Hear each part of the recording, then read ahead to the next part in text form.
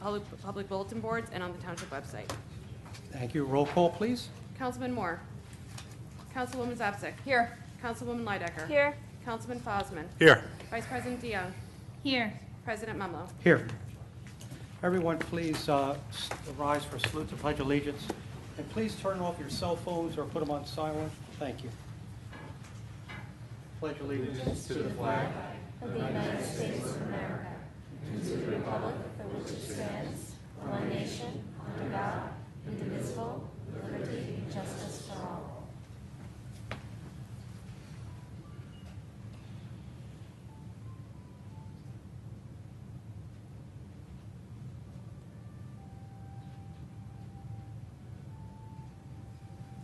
Is that music? Yes. Thank you. I'm not quite sure where that music's coming from. Okay, we got rid of that. Good, thank you. Accept reports of municipal officers. Yes, thank you. Approved minutes on April 21st, 2015 meeting. Can I get a motion and a second? Motion. Second. Motion by Councilwoman Zapsik, second by Councilman Fosman. Roll call. Councilman Moore. Councilwoman Zapsik. Yes. Councilwoman Lydecker. Yes. Councilman Fosman. Yes. Vice President DeYoung. Yes. President Mumlo. Yes. We have our first presentation tonight is Relay for Life. Yenna Warren, would you like to come up, please? Thank you.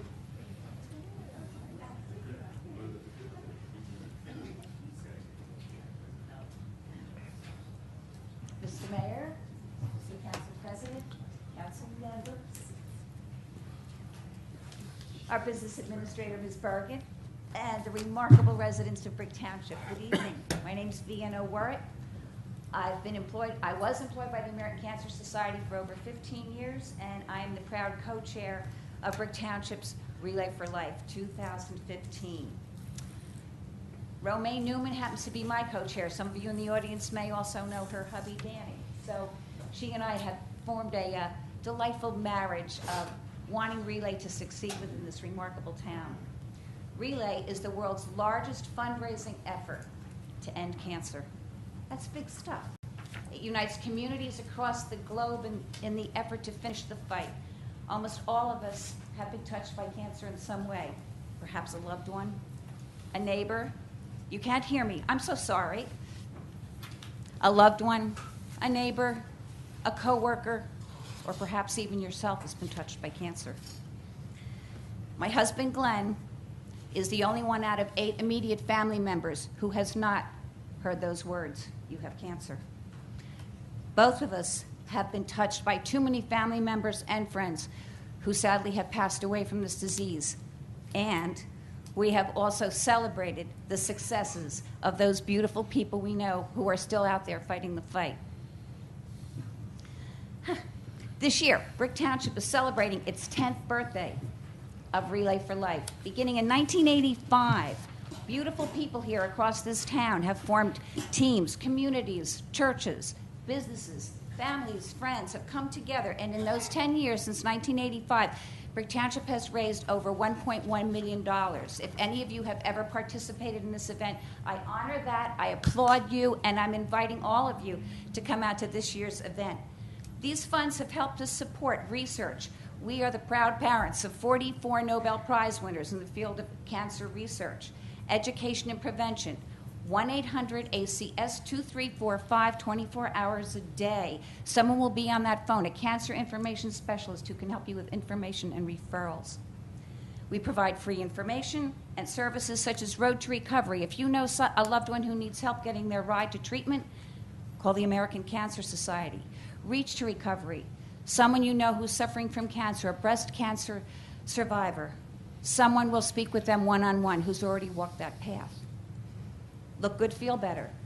Trained cosmetologists will help people going through cancer to look their very best while they pursue that treatment so that they can feel better about themselves. And as those of you who may know who've ever been ill, if you feel pretty good, you look pretty good, the odds are you're going to be feeling better soon. We help with lodging during cancer treatment for those family and friends. So, Friday, May 29th, a week from this Friday, at Brick High School, right across the street, is our 10th anniversary, our 10th birthday party, our 10th, whatever you want to call it. I am inviting each and every one of you to please come out and join us. 5:30 in the afternoon is our survivor celebration dinner. It's free to a cancer survivor and a guest. At 7 p.m. is the beautiful medallion ceremony where the cancer survivors come onto the field, receive their medallions, and they walk that honorary first lap. At 10 p.m., as the lights dim around the field, we have our luminary ceremony. It's a time of remembrance and reflection. The field is lit only by simple white bags with the names of those who we are remembering because they've lost the fight, and also those we are honoring because they're still out there finishing the fight. It doesn't end there. Ms. Relay, young gentlemen or old gentlemen dressed up as women, walk around the track raising money to fight cancer. We have Zumba. We have Midnight Madness Pizza. The party continues until 6 a.m. the next morning, where a bunch of soggy, groggy people wait to hear how much money we've raised this year. It's an honor to be part of this event. Once again, I ask all of you to just give it a thought. You don't have to walk the entire night. You don't have to run the entire night. Our teams come to relay and try to have one team member on that track all night. Why? Because cancer never sleeps. So, won't you join us? You could join the Mayor's. Mayor's Miracle Marchers is one of the teams. Glenn Campbell's Brick by Brick is one of the teams. Jamie Sisko's Hope and Faith. That's right here within the town hall. Form your own team. Join a team of someone you love, or just come. Just come that day and participate in the events and in the fun that's going to be had. You can find us at relay.org/BrickNJ. So please, I invite all of you, come and help us finish the fight. Thank you.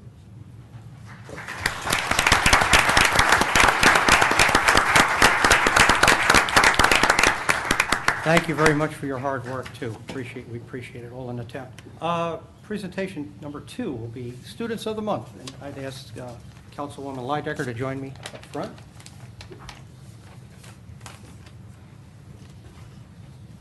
Thank you.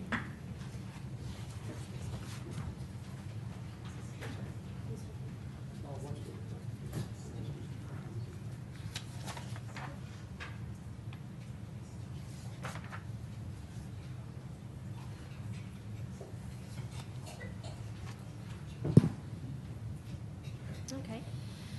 So here we are again, another Student of the Month presentation, one of my favorite times of the month. I want to thank everyone for coming out and joining us to help award our Student of the Month for April, their certificates of achievement. These students have worked hard, not only this month, but all year long, to be recognized by their fellow students, their principals, their teachers in their school, and now the council.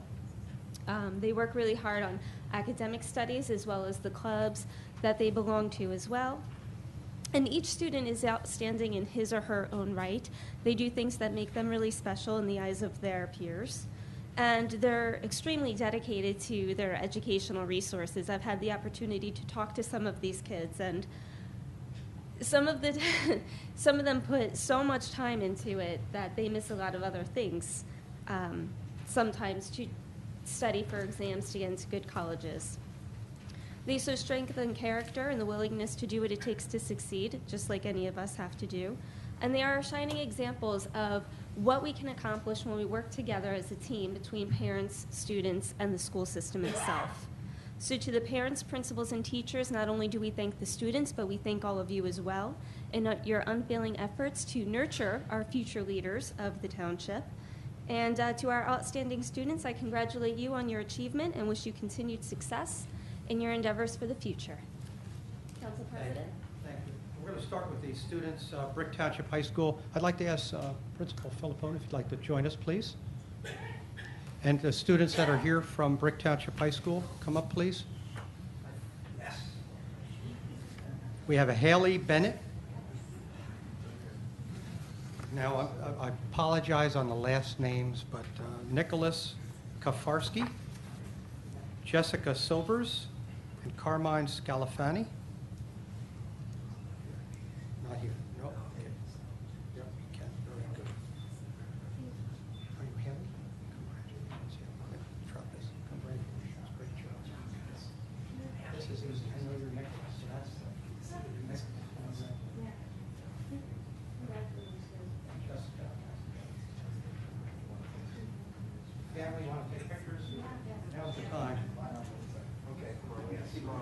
it in.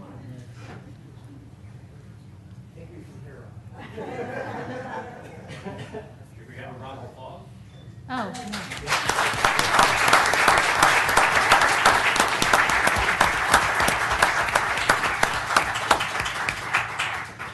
Great job. Thank you very much. Thank you for doing that. No, thank you for doing it. Next, I'd like to invite the Brick Memorial High School Students of the Month. We should have quite a few.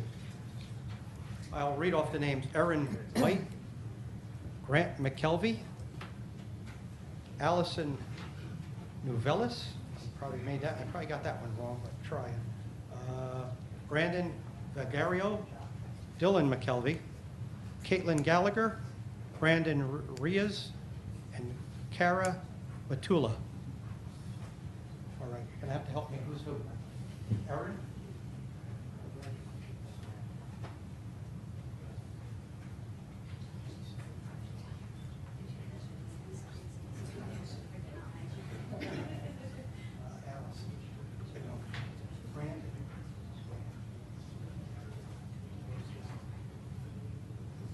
Dylan?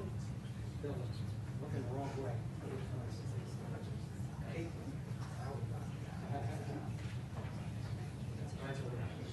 And Brandon?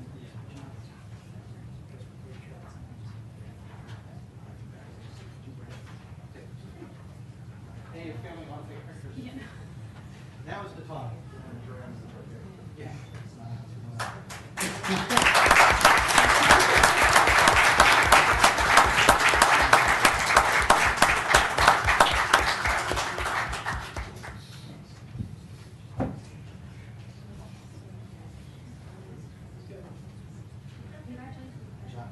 Great job. Thank you. Thank you. And as I always say to students, this is great, a key achievement, but you still have to go to school tomorrow. It's not a day off.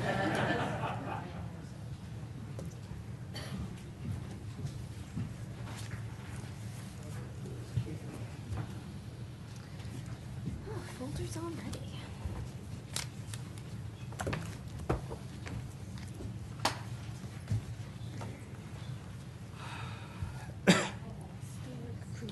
Presentation number 3 is our Historic Preservation Award. I'd like to ask Christine Sheese to come up, please, who's the chair of the Historic Preservation Commission. And Gene Donatello, which has been, I believe, a longtime member. He's in the back, but he's a little shy tonight.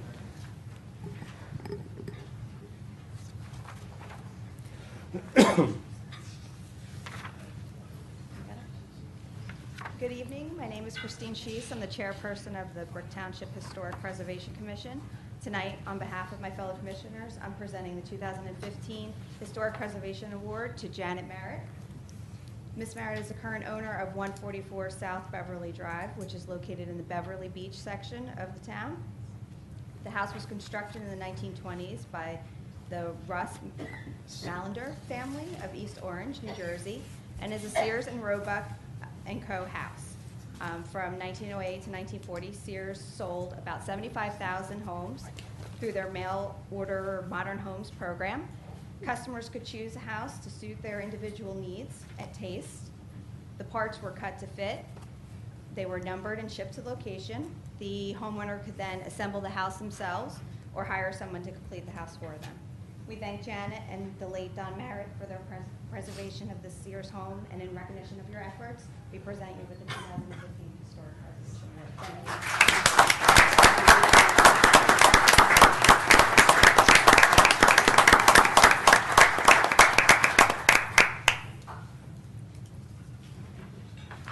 Thank you so much. You're welcome. Thank you.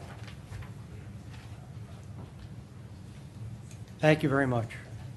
Presentation number 4 is the National Emergency Medical Service Week. Sergeant Peterson, would you meet us up front? Mayor and Councilwoman Zapsik.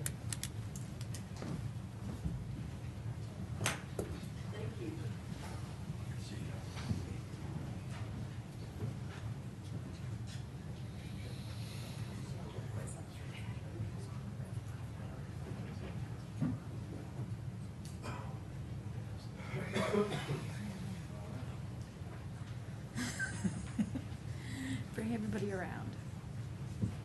There we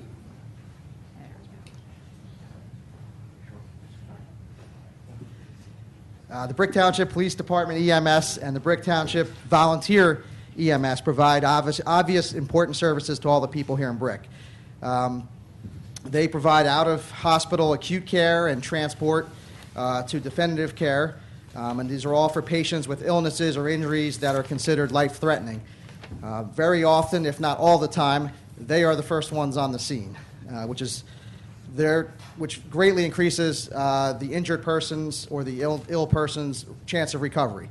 Without the first responders being there, not as many survivors would occur. Not as many people would survive. Every year, the importance of the EMS becomes greater and greater. We seem to have more and more calls. And throughout the nation, the EMS and the first responders are often recognized. So what we wanted to do here in Brick is I, John G. Ducey, the mayor of the Township of Brick and the County of Ocean, State of New Jersey, do hereby proclaim the week of Sunday, May 17th to Saturday, May 23rd as EMS week for both our Brick Township Police Department EMS and the Brick Volunteer EMS.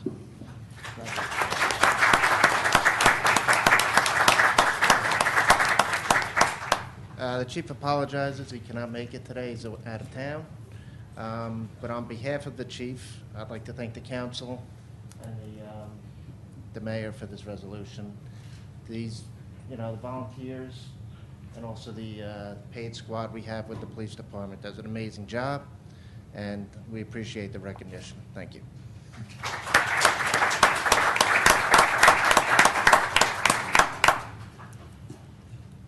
In 1973, President Gerald R. Ford authorized EMS Week to celebrate EMS, its practitioners, and the important work they do in responding to medical emergencies.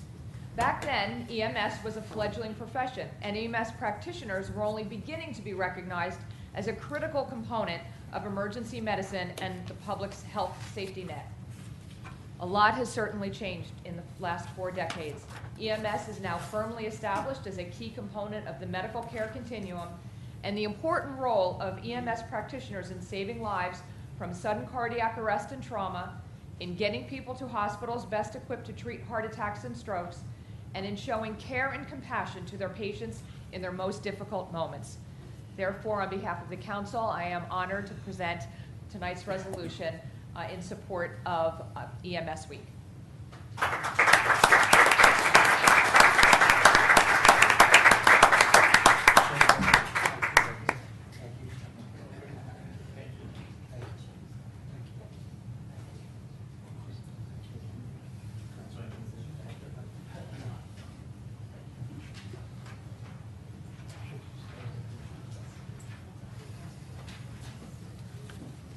Mayor, our presentation number 5 is the recreation capital improvement projects. Councilwoman, the mayor will explain this.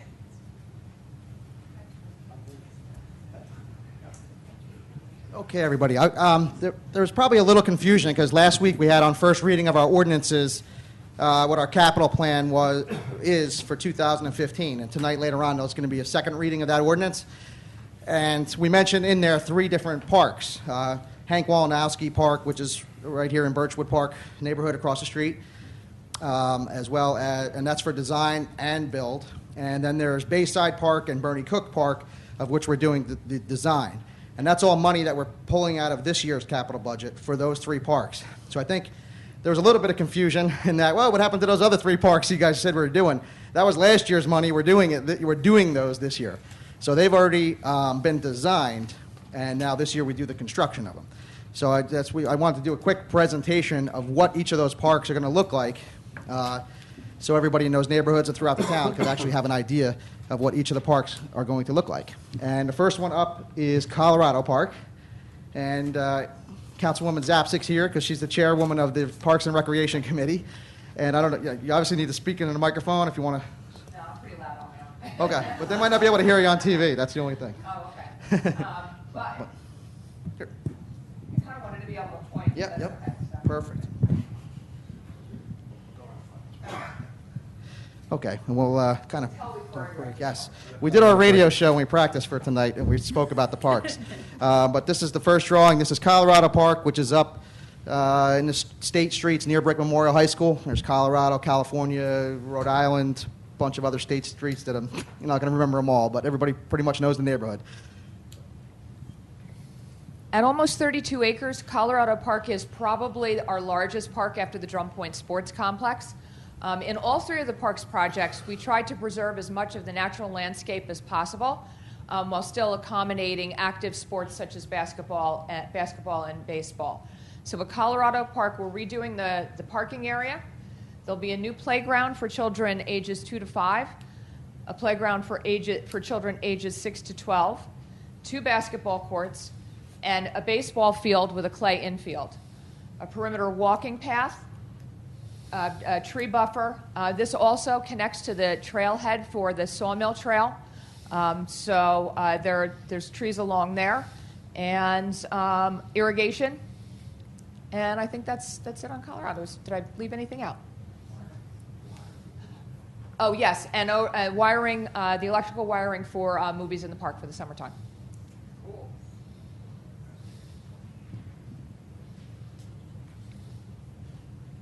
All right, and that actually construction should begin, and we already had our what they call pre-construction meeting and all, and the construction should begin around June 12th or so right around then. And usually the beginning of construction's on time. It's kind of the end where you have some problems, but it should be June 12th in that week there. So that'll be exciting. That's the first one to actually break ground, and next up is. Next one now is Lake Riviera. Lake Riviera, as we all know, is in Lake Riviera. That goes without saying. It is there's going to be a number of different changes, which I'll let Councilwoman Zapcic speak about. Thank you. At Lake Riviera, we'll be putting in a new playground for children ages 2 to 5, a new playground for ages 6 to 12. We're going to be redoing the parking lot, paving it. There's some issues in the lot as it exists now with exuberant teenagers doing donuts in the parking lot. We're trying to redo the design to kind of limit that or prevent it. Again, we're preserving some of the natural space with an open field, 2 basketball courts, and then the walkway, the docks, and a new fishing pier, correct? And also, right along, there's going to be a nice rock wall built that's going to differentiate between the beach area and the grassy playground area. It's going to be very nicely landscaped.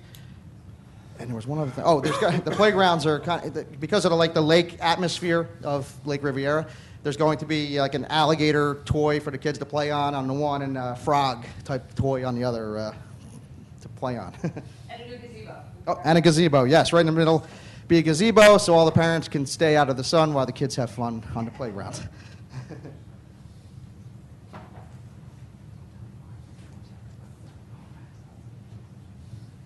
And last, we have Angela Hibbert Park, which is, as everybody probably knows, on Drum Point Road. Down, past Adamston, and okay, Councilwoman Zapcic. At Angela Hibbert, again, we're redoing the parking lot. We have a basketball court, kind of a grove. I don't think there's any covering here, but there will be picnic benches, tennis, and it's dual-purpose tennis and pickleball. Again, we preserve some of the natural landscaping here.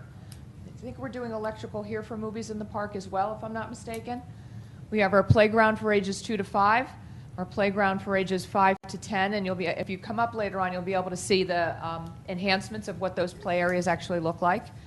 And Brick Township's first official dog park, with 2 areas for smaller dogs and for larger dogs. I believe you covered it all. And Angela Hibbert will actually be the second one when the shovel hits the ground. So the first one's going to be Colorado, the second one's Angela Hibbert, and the third one is Lake Riviera, but they're all going to be started and finished in 2015.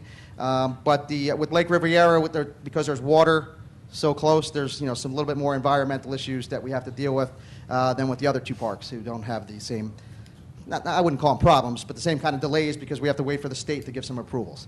So it's first Colorado, second Angela Hibbert, third Lake Riviera, all started and finished in 2015, and the other parks you'll be hearing about later are fund it in 2015 to be pretty much completed by 2016, or in 2016. I'm sorry.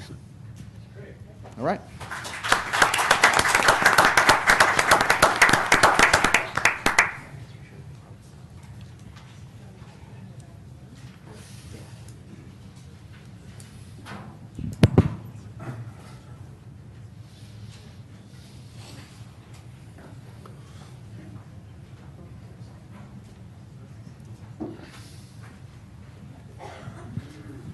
Just while everybody's cleaning up, it's really this meeting here, this microcosm of the last 27 minutes, is really shows what Brick Township is all about.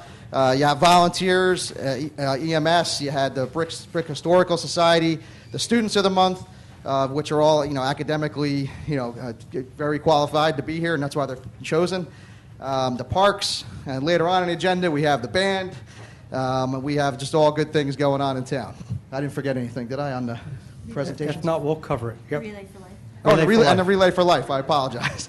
So it's a community event that's not even part of the township, but overall it's in our township, so we want to definitely promote something as great as Relay for Life and all the hope that they give us. So, Thank you, thank Mayor. you. Thank you, Councilwoman. Great job. We'll move on to the consent agenda. All Assistant matters Clerk. listed under item consent agenda will be enacted by one motion in the form listed below. If discussion is desired on any item, this item will be removed from the consent agenda and will be considered separately. Thank you. Resolution 401, recognize National Emergency Medical Service Week, May 17th through May 23rd, which you just saw. Thank you all for your hard work.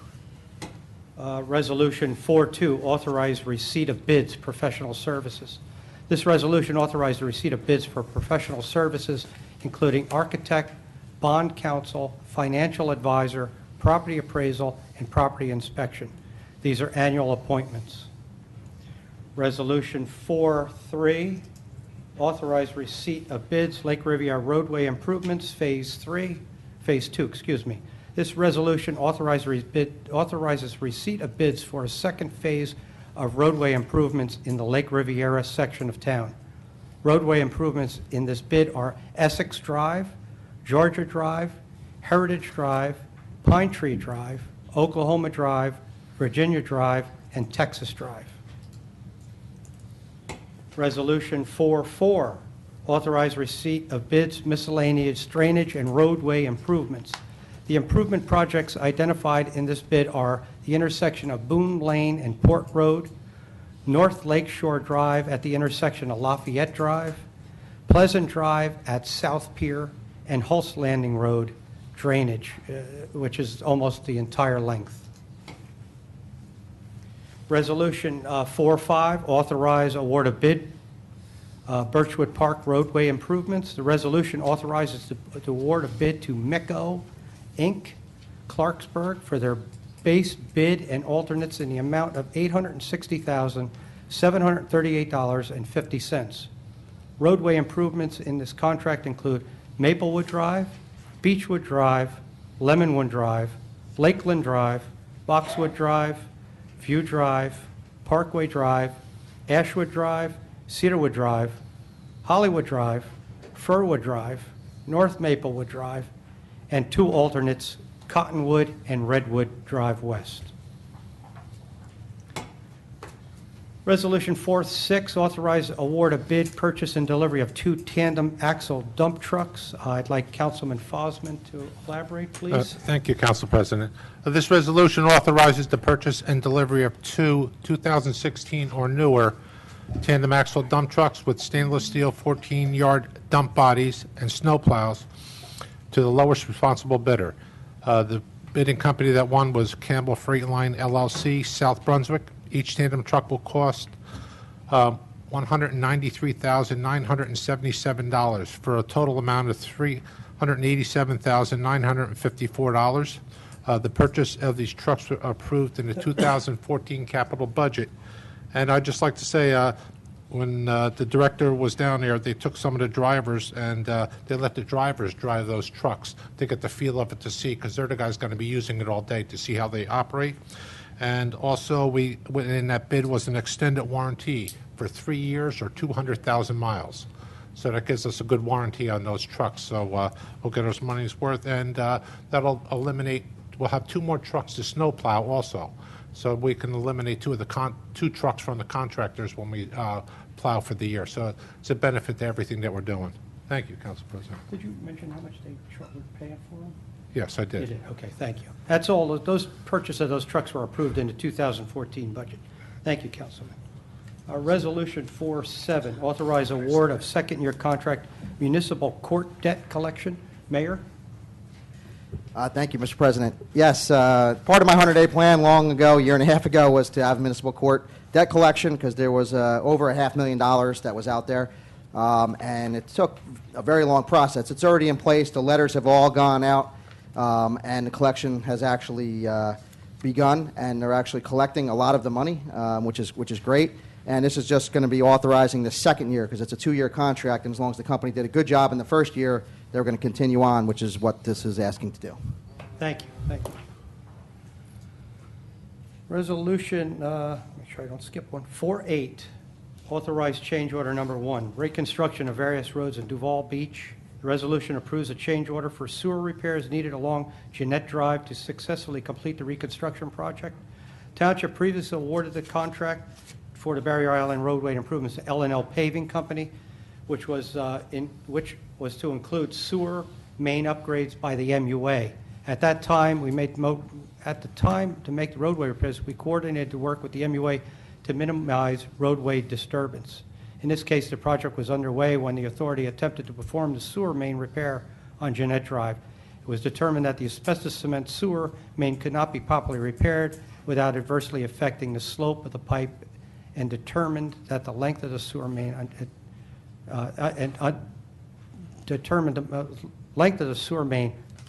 on Jeanette Drive between Sunset Drive and Route 35 North repaired replacement. To minimize the schedule impact to the Township Barrier Island roadway improvement project, at the last meeting, the council approved a shared service agreement with the MUA to utilize L&L Paving Company to perform the replacement under our contract. The cost for the work is being paid by the MUA, and the amount of the change order is for $57,000. Resolution 4-9, authorize disposal of surplus personal property, data processing equipment. This resolution authorized disposal of surplus personal property, specifically 26 laptop computers no longer in use, needed for public use. These laptops have outlived their usefulness life expectancy. Local public contracts law require a resolution when disposing of property. Our IT department will destroy these laptops by drilling holes through the hard drive and then render them useless. Resolution 410, authorize application for recreational opportunities for individual with disabilities, Royd Grant. Councilwoman Zapsik. Thank you. This is an annual award that is offered by the state of New Jersey through the Office of Recreation.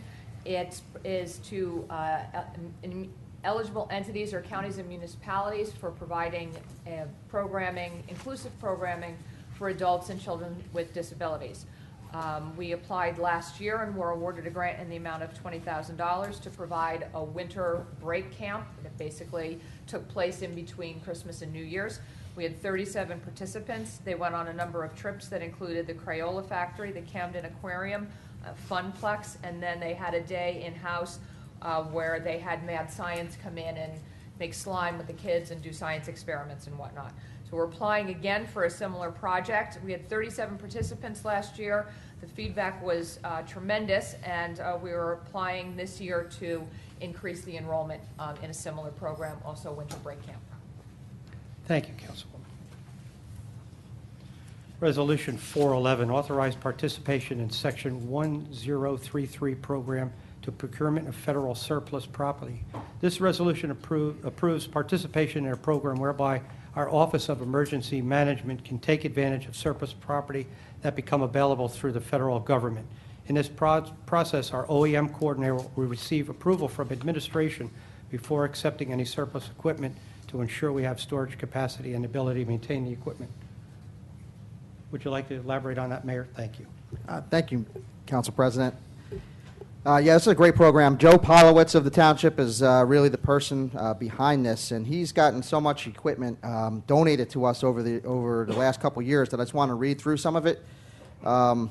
There's been 7 AMC cargo trucks, 2 AMC transport vehicles, 6 Humvees, 2 Chevy maintenance trucks, a Boston Whaler 25-foot police boat, a boat trailer for the police boat, 5 John boats, flare shed, a rain shed, a Chevy van for police CERT team, 2 generator sets, a generator, 3 Dell laptops, 15 computer monitors, a tow truck, a tractor Freightliner, a trailer, 3 dump trucks, 2 bulldozers, a dicing unit, 12 tables, and 12 sets of bleachers. And when you add up all the price of the equipment, $701,577. The tow truck alone was $125,000, and the Boston Whaler $118,000 because it's actual police boat. Just some figures about this equipment. The equipment responded during 8 declared disasters that all happened here in Brick Township. There's two of the hurricanes, obviously Sandy, severe flooding, the straight line winds, several nor'easters, 2 major snowstorms. We also, Howell Township called us, and we assisted in evacuating 100 people from an adult community during the flooding. And also, we responded to Fairfield, New Jersey, and we assisted with all the evacuations up there that was due to flooding. So the equipment is well worth it, and the program is well worth it, and it's saved us $701,000 on our budget. Great. Thank you, Mayor. Resolution 412, authorize amendment to special ends permit P.C. Richards and Son tent sale. This resolution approves a special event permit application for P.C. Richards and Son to hold a tent sale from June 2nd to June 18th between the hours of 10:30 a.m. and 2:30 p.m. At the last meeting, we approved the dates of May 6th to May 20th, but P.C. Richards couldn't deal with those dates. I think they have trouble getting their tent, if I'm not mistaken. So they're asked to have their dates changed. They should have got Joe Polowitz. He would have got one donated. We could have got one. 413, authorize suspension of noise ordinance relay of life at Brick Township High School. This resolution approves a waiver for the Township noise ordinance for the American Cancer Society Relay of Life, which is being held Brick Township High School on May 29th and 30th, which we spoke about earlier. Resolution 414, authorize suspension of noise ordinance Brick Township High School and Brick Township Memorial High School, marching bands. This resolution approves a waiver for the Township noise ordinance so that the Brick Township High School and Brick Memorial High School marching bands can have practices, rehearsals, and performances throughout the remainder of the year. The schedule is available through the clerk's office, and we're also going to ask the school board to post it somehow on one of their sites so that's available. We sent this back. I had Jen, our secretary, send it back to make sure we hopefully had all the dates, because we had a little trouble last year with one competition that they didn't have a date listed, but hopefully we have all the dates added, and let the music begin. Resolution 415, placement of tax liens for cleanups. This resolution authorized the township to place a tax lien at 337 Texas Drive, a property that was not adequately maintained and presented a potential safety hazard. In this case, we sent DPW out there to do some basic repairs and maintenance in place of the lien for our work and in that regard. The amount of the lien is for $744.16. 416, we have some bond reduction releases. I'll ask our assistant clerk. Thank you. All the required improvements have been completed, and the $830.14 remaining in the engineering inspection fund will be returned to Jade Investment Associates. Thank you. Performance bond number B, please. All the required improvements have been completed for that project as well, and the cash performance bond in the amount of $28,155.98 will be returned to the Drum Point Marina. Thank you. Next is 47, tax collector. I'd like to ask our business administrator. 417A, 100% DAV refund and cancel taxes for Block 1192.16, Lot 25, 8 Daniel Court, in the amount of $323.30. B, 100% DAV refund and cancel taxes for Block 86, Lot 25.01, 4 Quail Run in the amount of $4,150.61. C, senior citizens deduction granted for Block 289, Lot 21, 39 Buena Vista Drive in the amount of $250. D, state tax appeal granted Block 701, Lot 8.03, 124 Chambers Bridge Road in the amount of $3,916.57, which is a 2-year appeal. And E, state tax appeal granted for Block 462, Lot 27.01, 575 Route 70 in the amount of $2,000. Thank you. Thank you, Joanne. We had 2 additions. This is agenda number 2.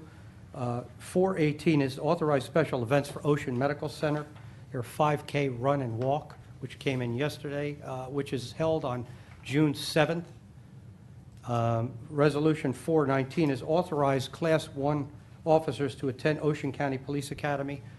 Yesterday, 8 special police officers were sworn in this room, which now have to enter the Ocean County Police Academy. So this resolution will allow that to happen. And that's the end of the consent agenda. Any questions from council? Seeing no questions from council, a motion and a second. Motion. Second. Motion by Council Vice President DeYoung and second by Councilwoman Zapsik. We'll open to the public for questions on the resolutions. And before we do that, I'd like to make a statement that I did reach out to Mr. Scott after the last meeting, and we resolved my differences that were entertained at the last meeting. And so hopefully from this day forward, we have a clean slate, let's put it that way. So we worked through that. Thank you. Thank you, Mr. Scott. Mr. Scott, would you like to come up? Do you have any questions? Would you like to come up, be the first one? Thank you. That privilege is only for tonight, though. I was thinking about turning our little spat into something good where we could have helped the Relay of Life for the mayor's march, miracle marchers, but I heard about your left hook. I was going to have a boxing match, but I heard he's got a good left hook, so canceled that. Maybe we could do a reality show. There you go. Thank you. Well, just to add to your comment that you made, I appreciated the phone call. It's always nice to have open dialogue. Yes. We're not here to be antagonistic. As you know, I've said that before. That's not the purpose. It's about moving things right for the township. And Exactly. Our phone call yesterday, I think we're on the same wavelength here. Correct. So, again, Thank you for doing that. Thank you. Business at hand. I did have 4 questions, but I'll start off by, one of them I had, and I spoke to the business administrator, which was about the trucks. Mr. Campbell, being the director of the Department of Public Works, I got to commend him that he's here at almost every meeting. So asking him in, what I didn't realize after I spoke to Joanne and the purchasing agent, the truck that we're buying is different from the other 2 trucks. So I was like a little confused because I didn't read that part when we had the meeting. But Glenn assured me it's the better truck. The people were happy, as Councilman Fosman said, so I'm okay with that. And it's $10,000 cheaper than the others. Right. So that always makes me happy. So 4.6 is aside. 4.7, I did speak to the business administrator. The only question I have for you, Council President, is, as the mayor said, this municipal court debt collection, this is going to be year 2.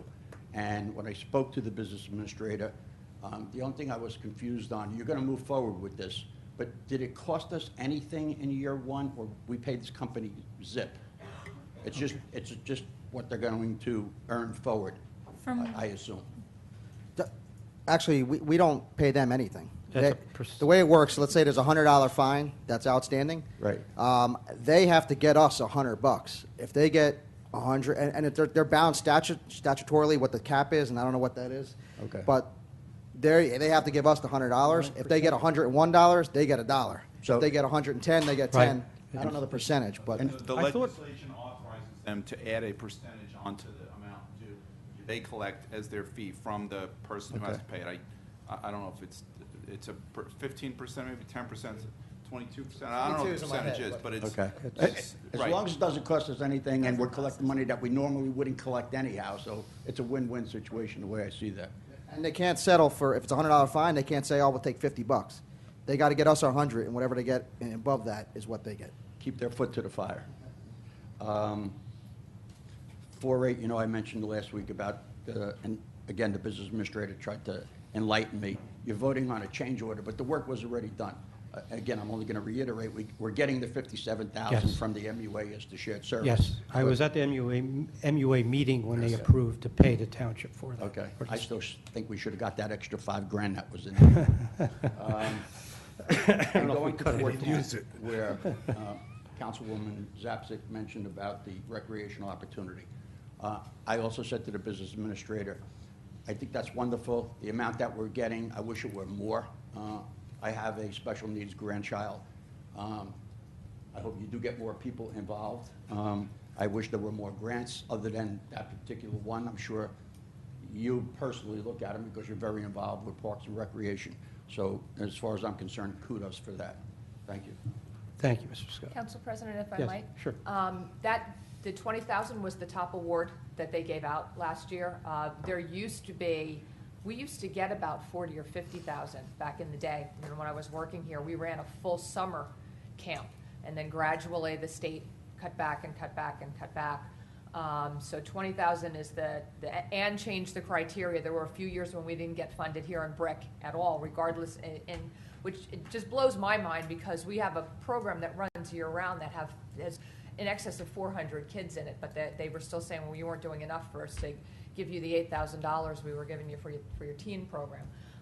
But we came back in with a new application, a new program, and they did fund us for the maximum amount. On a personal note, I applied in Rahway for the same grant for a 32-week music program. All we asked for was $7,000, and we got. So we're doing great things here in Brick Township. What they look at is a year-round program, which unfortunately I don't have up in Rahway, but you know, we're fortunate here in Brick Township that, you know, we have our rec department doing these programs year-round for. It's a for great our thing, and the children. money is well spent. So. Again, you know, just wish there were more of it. Thank you. Me Thank too. you. Thanks. Anyone else on resolutions? Ma'am?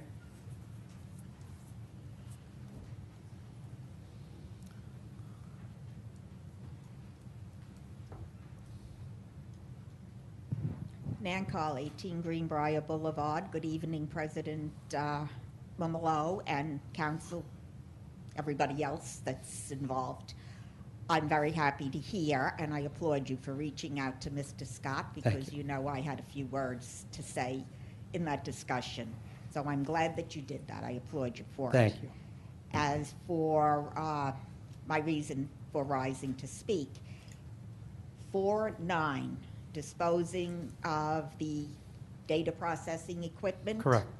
Have you considered or reached out to see, instead of making those laptops unusable, could something be done, not necessarily for very young children here in Brick, although we have... I think I know, we got to donate them for some, but the laptops, the hard drives are very susceptible to being hacked. That's the problem. Although we have in Brick some needy children, very sure. young ones, there is a way that you can wipe information off. It requires reformatting the drive over and over and over until it's written over. But what I specifically thought of is that it could be used to eventually give it to very young children, even if they just play games on it. Some of the really underprivileged in another area maybe. And I've often advocated that the vocational school must have some type of a program for people to go into data processing, data communication. I know I dealt with the high school many years ago, donated several pieces of my equipment that I was getting rid of. I just seem to remember the name being Lenny or Leonard. More than that, I can't remember anymore because, yes, I am a proud older American, and it is still May, and I do remember. It's the month of older Americans. Thank you. Thank you. But I would like to see you, instead of making it totally unusable, not just from the perspective that there are some children somewhere in this state that could use it, I think. but then where does it wind up? But a landfill. Right. Let's No, see if understandable. we can But our do business something with administrator it. will answer your question. Thank you for the suggestion, and I certainly think we all do agree that reusing equipment to the max is a good thing. And we did that recently. The council approved donating some old PCs to a nonprofit organization. This case is different. They're just simply not usable. So we just have to be Not at sure all. that they're destroyed appropriately. Have you talked to the vocational school to see if there's anything that they might be able to use them in training people to work with that? I don't mean using them necessarily as we use laptops.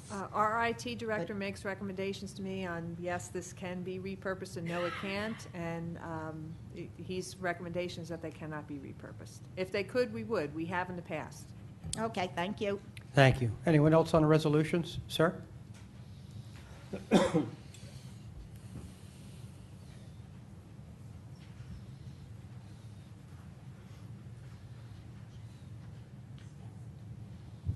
Gotta raise Finelli, that Meadow up. Point Drive. No more hunting No, close. no hunting closed today. I have a couple of questions and comments on item 14. But before I lay them out there, just let me say, I like marching bands, I like drums, I like bugles, I like seeing them do their thing, okay? Okay. No, I'm not against that. All right.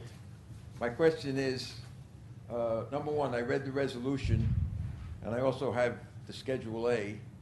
Is there any other stipulations that go along with this, or? Those times that were set were as far as stipulations?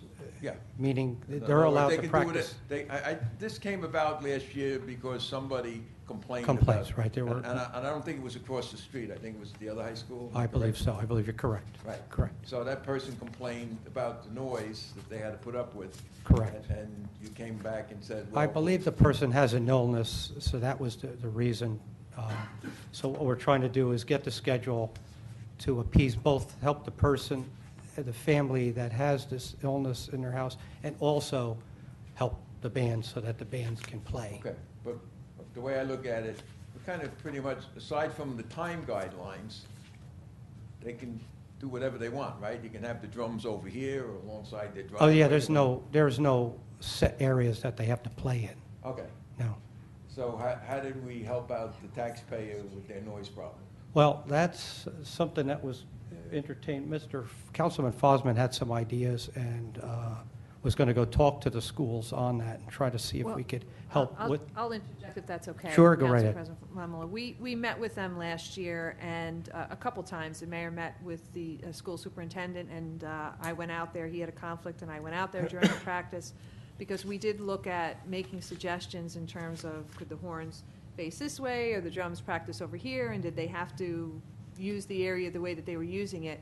And there was no way to change the dynamics of the layout of how they practice. When they separate into different instrumental groups, say the drums or the horns and the flag twirlers are over here, the noise is definitely less. But when they come together to practice, which they do at the end of each practice, they need to use the playing field where they're located to do that. It's lined, it fits the whole band at one time. So we did try to talk through some different ideas, but basically for each practice at the time, they have to come together as one unit and practice as a full band. The only place for them to do that is where they're doing it now. So we tried to help this particular resident, but again. It doesn't sound to me like you helped them much. Well, the decision was, do we, grant the waiver to the noise ordinance, or, but I think the resident very much appreciated our efforts to try to have a dialogue, absolutely. Now they know the schedule, they have the schedule, so if there's, they start playing for whatever reason at 9 a.m. and it's supposed to be noon, the resident has something in writing saying, here you go, can you please do something about it, Mr. Officer?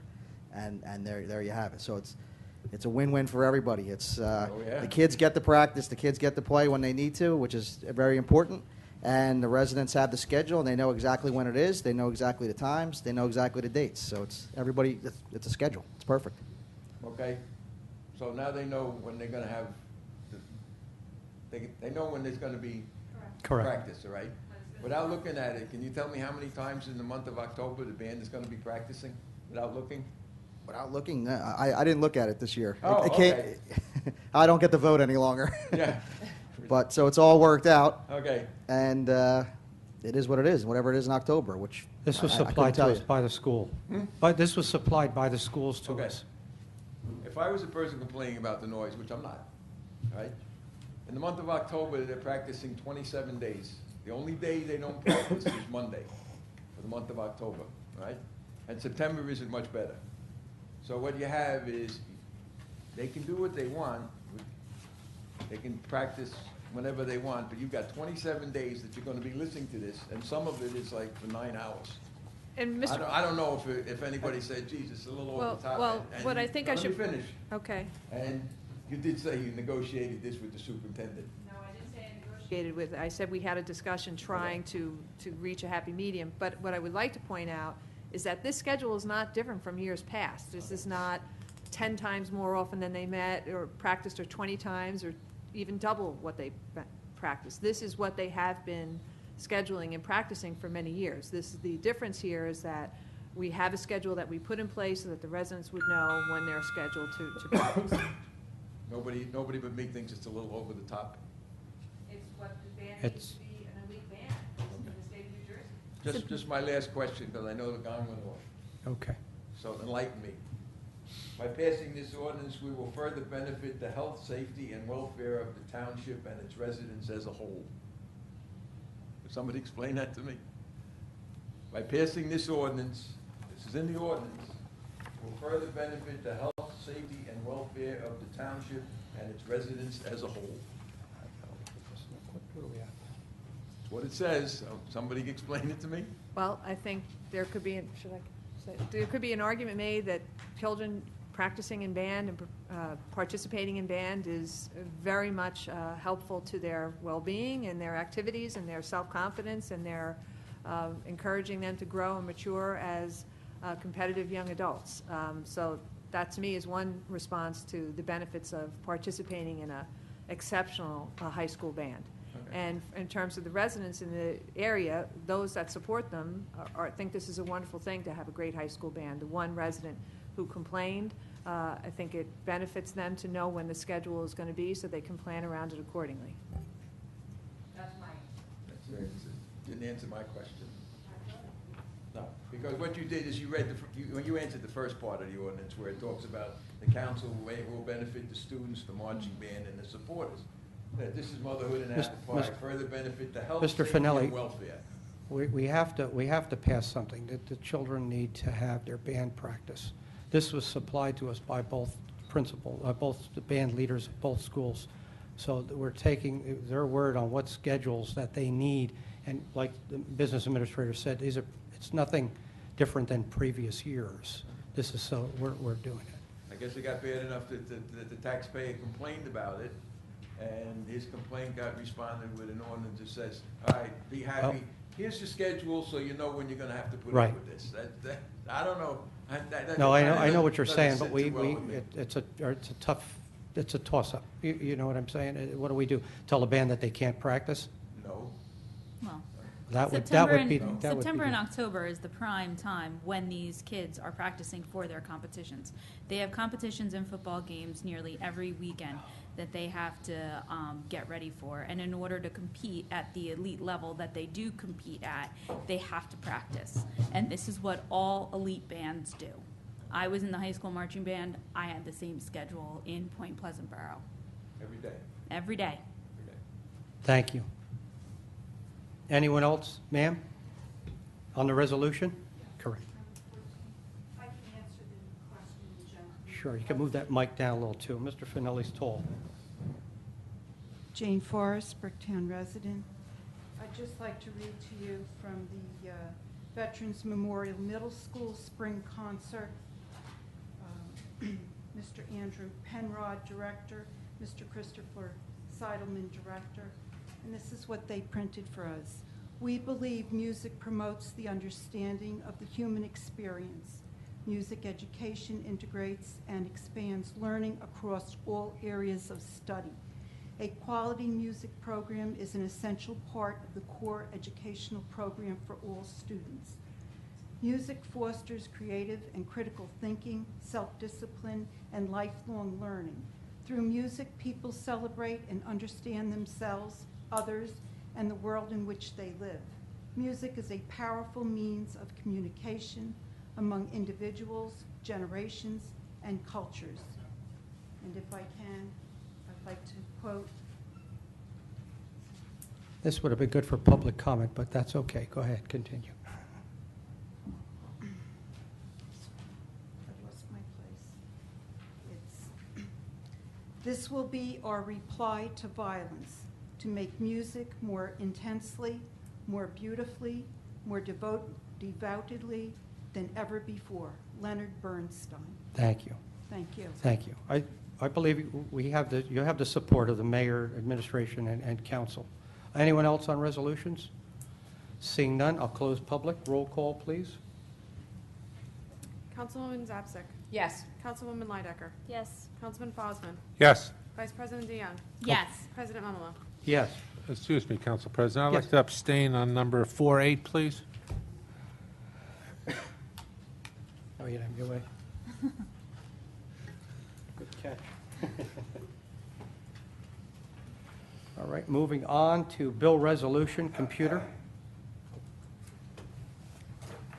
Be Open to resolved by- council. Oh, sorry, go ahead. I'm sorry. Throwing you off tonight. Go ahead. Be it resolved by the Township Council of the Township of Brick that the following bills be paid and that the mayor and the clerk be and are hereby authorized to draw orders on the treasurer for the amounts of the same. Amended computer bill resolution in the amount of $1,423,848.47. Thank you. See, I'm just putting you through the test as assistant clerk tonight. That's what it is. Open to council. Any questions on bill resolution? No one? Motion and a second? Make a motion? Second. Motion by Councilman Fosman, second by Vice President DeYoung. Open to public on the bill resolution. Sir?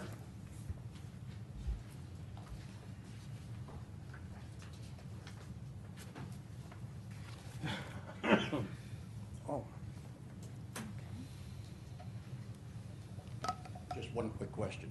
Looking at the bills, there was a law firm, DeCoitus, Fitzpatrick, blah, blah, blah, whatever.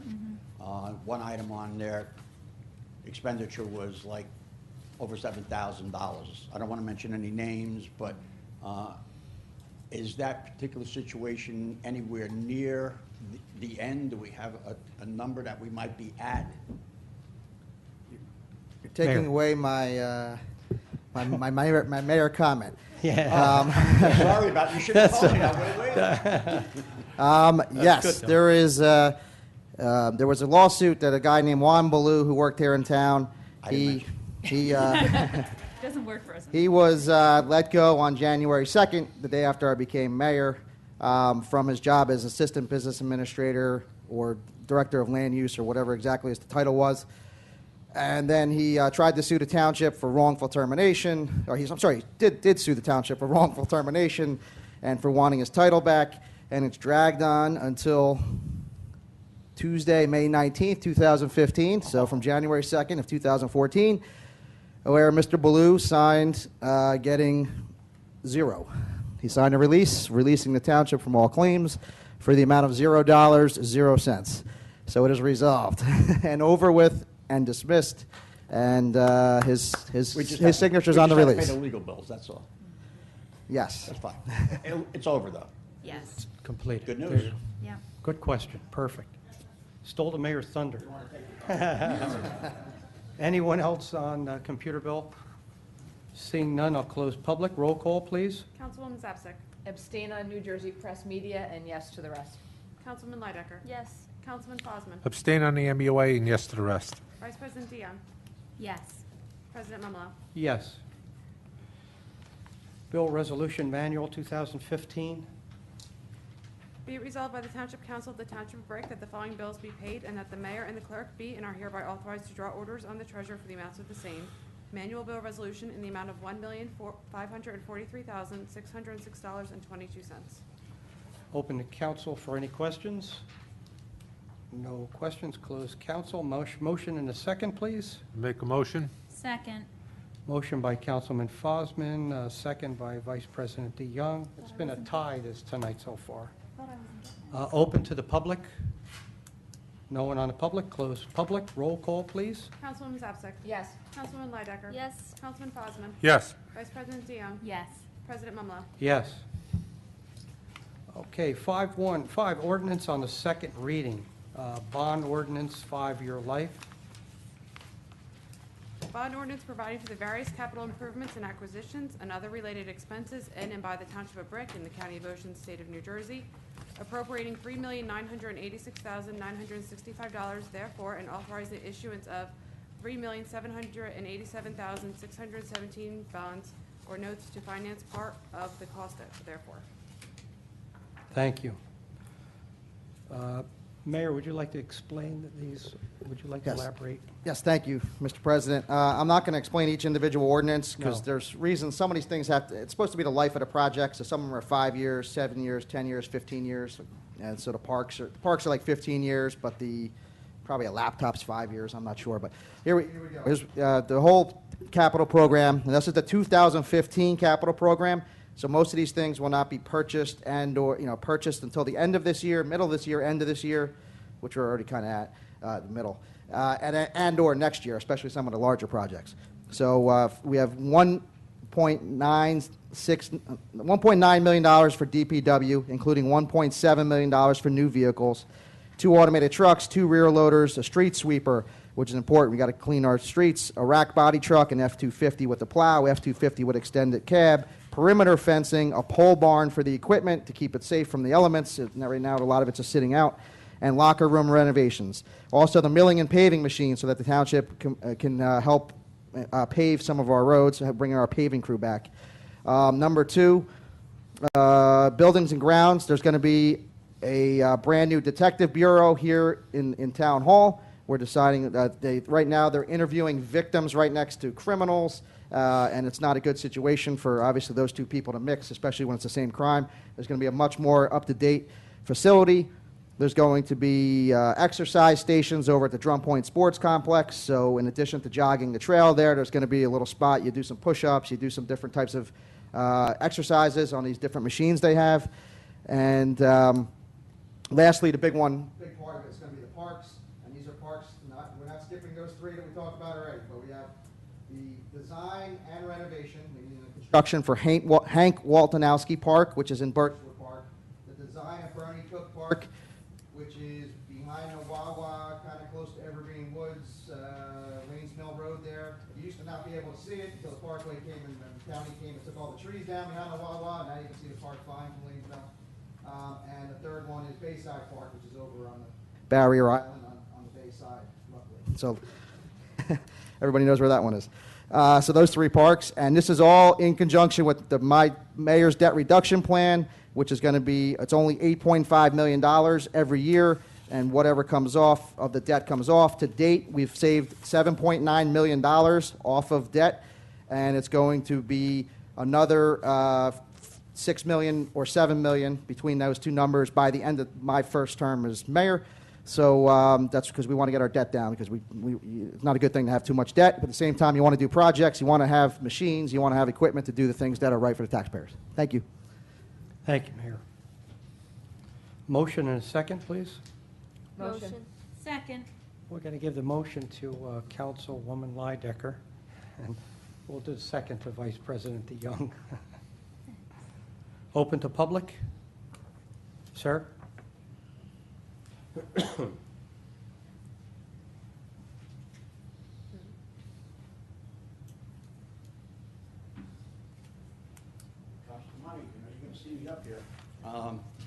Like the mayor, I'm not going to break it down for all. I was just going to say, if you want, just address Okay. the questions for all. The only thing I want to say is, years ago when we used to do tax anticipation notes, that cost us a lot of money.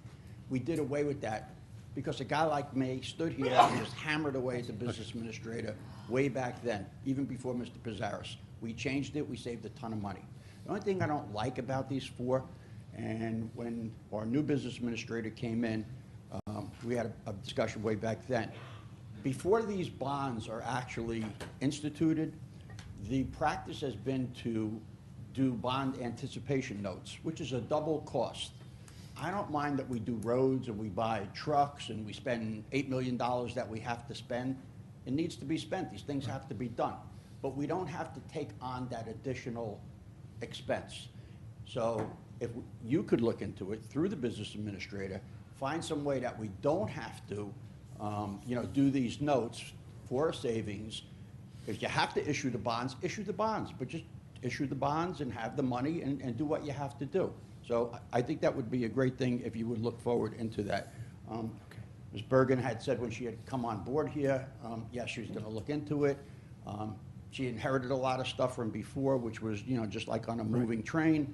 I think at this point, it definitely needs some looking into.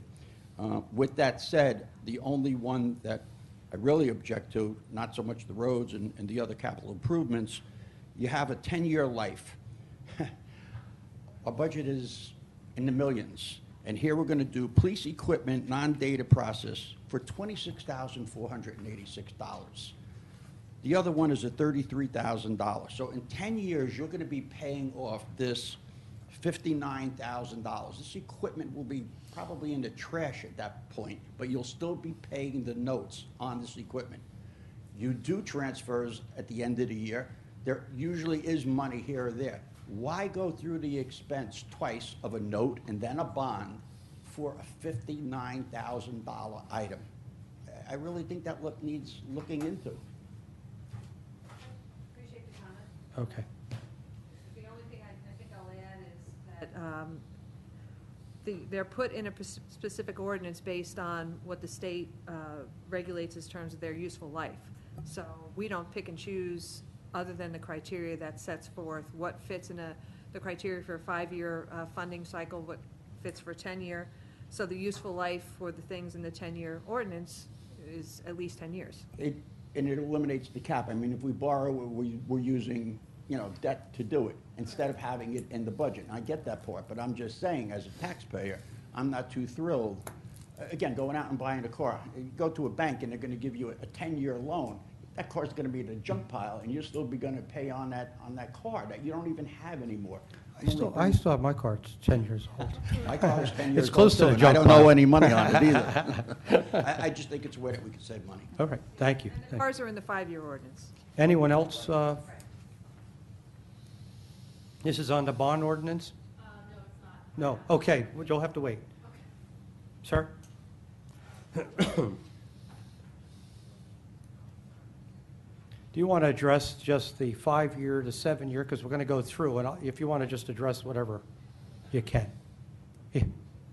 You sit so far in the back, it takes too long to get up here. I'm just trying to keep this debt business clear in my head, so Okay. I have a couple of questions, all right? I'm looking at the debt history, and in 2014, it was 168 million, and in 2015, it was down to 162 million, and I think I gave you an attaboy for that a while back. Now, this 8.5 million, is that included in there, 162, or is that on top of it? It's included? Correct. So that 162 million has the $8.5 million already in there? That is correct. Okay, that's good. We do, Mayor, I'm sorry, the Mayor do what he wanted to earmark for our capital budget. Okay. And fortunately for us, that was relayed to us, so we could work within that and not come to him with a $20 million capital budget plan when we knew we had a budget of 8.5. You said correctly, when the mayor came into office, our net debt was $168 million. His first year, he brought that down to $162 million, which will be followed by $160 million, and then the following year, $159 million. So the minimum net debt reduction that we will have in the mayor's first term is just over $9 million. I might have to come back and give you a couple more attaboys. Attaboys. Thank you. Thank you. Anyone else on the bond ordinance? Council President, could I just ask a question? Sure can. Just for clarity, what this essentially means is that we're still keeping up with our road improvements, our infrastructure improvements, and we're retiring more debt than we are taking on new debt. That is correct? absolutely correct. This year, Thank we you. are paying off $10 million in debt. and we have $8.5 million in our capital projects, so we're ahead by $1.5 million just this year alone. And that's how you actually reduce debt. You continue to invest in your infrastructure so that it doesn't catch up to you in 5 or 10 years from now. But at the same time, you have an equally diligent and aggressive plan to pay down the debt, and that's evidenced by the numbers. Thank you. That's important that the public knows what's being done. Right, Well, thank you. And particularly with our heavy equipment for public works, because for many, many years, there was no investment made in that area. And I know that one of the things that jumped out at me when I first got up here and seeing the bill resolutions is the amount that we spend on parts and repairs. And I asked Mr. Campbell, if you get this new equipment, will it translate into a reduction in the repair bills? And he said, yes, of course. When you replace a 25-year piece of equipment with a brand-new piece of equipment, so. And I guess if it's okay, I'll use this also as a plug for something in our capital budget, which is the asset management inventory software that we are buying for Public Works. With this new software, every repair that's made, not only does it prompt us to tell us when a tire rotation is needed or an oil change is needed, it tells you when you hit the threshold of when you are putting more into that vehicle than what it's worth to replace. So you're absolutely right, and we have a lot of things in place to be sure that we are using equipment to its absolute maximum, but we are replacing in a timely manner, so we're never that far behind the 8 ball. Thank you. Council President, I'd just like to add one more thing. When we do our parks, we did limit the parks to $1 million a park, or right around $1 million. Not like before, when they did the parks, they just let the engineer have run-of-the-mill, $2 million parks, $2.5 million. We limit it to $1 million so we can get more parks done and more things done in the town.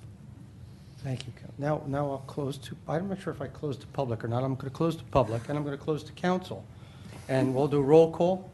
Councilwoman Zapsik. Yes. Councilman Lidecker. Yes. Councilman Fosman. Yes. Vice President DeYoung. Yes. President Mumlo. Yes. 5-2, bond ordinance, 7-year life. Bond ordinance providing for various capital improvements and acquisitions and other related expenses in and by the Township of Brick in the County of Ocean, State of New Jersey, appropriating $595,810, therefore, and authorizing the issuance of $566,019 bonds and notes to finance part of the cost thereof. Thank you. As the mayor explained, we have 7-year, 10-year, and 15-year, so he explained we're not going to go into an explanation. Each of the items will fall into different year categories. A motion and a second, please. Motion. Second. Motion by Councilwoman Zapsik, a second by Councilwoman Lidecker. Open to public. Close public. Roll call. Councilwoman Zapsik. Yes. Councilman Lidecker. Yes. Councilman Fosman. Yes. Vice President DeYoung. Yes. President Mumlo. Yes. 5-3, bond ordinance, 10-year life. Bond ordinance providing for various capital improvements and acquisitions and other related expenses in and by the Township of Brick in the County of Ocean, State of New Jersey, appropriating $62,880, therefore, and authorizing the issuance of $59,736 bonds or notes to finance part of the cost thereof. Very good. Motion and a second. Motion. Second. Motion by Vice President DeYoung, second by Councilwoman Zapsik. Open to public.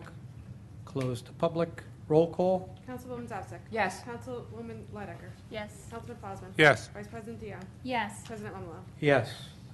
5-4, bond ordinance, 15-year life. Bond ordinance providing for the various capital improvements and acquisitions and other related expenses in and by the Township of Brick in the County of Ocean, State of New Jersey, appropriating $3,854,345, therefore, and authorizing the issuance of $3,661,628 bonds or notes to finance part of the cost thereof. Thank you. Motion and a second. Motion. Second. Motion by Vice President DeYoung, second by Councilman Fosman. Open to public. Close to public. Roll call. Councilwoman Zapsik. Yes. Councilwoman Lidecker. Yes. Councilman Fosman. Yes. Vice President DeYoung. Yes. President Mumlo. Yes. Excuse me. 6, public comments. Please note each person addressing the council during this section of the meeting during which public comment is permitted shall limit his or her remarks to 5 seconds pursuant to... Nobody? No, nobody? 5 minutes pursuant to Brick Township Administrative Code 2-33B. Who would like to be first? Ma'am, because you wanted to get up earlier, so I felt bad I had to make you sit down.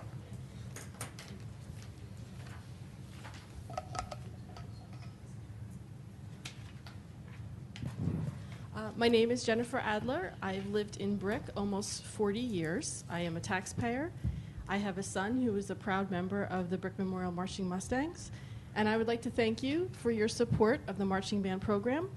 Unfortunately, many of our members were not able to be here tonight because they are on a flight on their way back from Walt Disney World, where they were able to march in the parade on Sunday. Oh, wow. So I just wanted to say thank you for all the support, and they are a great band, and as is the other school, Brick High School, and I'm really just happy to be here to see the support. Thank you. Thank you. We're happy to help. Mayor, Councilman Fosman, would you like to say, what was your statement last year? Let the band play. Anyone else from public?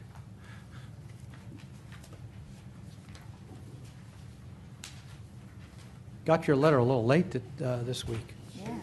Friday? Was it Friday? I thought it was over the weekend. I did it before the weekend. Oh, okay. Maybe not, I'm not sure. Let me read my letter, dated May 15th, whatever day that was. Mayor John Ducey, Brick Council, President Paul Momolo, and the Brick Township Council members. Once more, I stand before you on the subject matter of the noise, environmental damage, and toxins forced upon thousands of Brick residents by the New Jersey Turnpike Authority. The New Jersey Turnpike Authority has created a mass money-making maker by destroying the environment on and around the Garden State Parkway.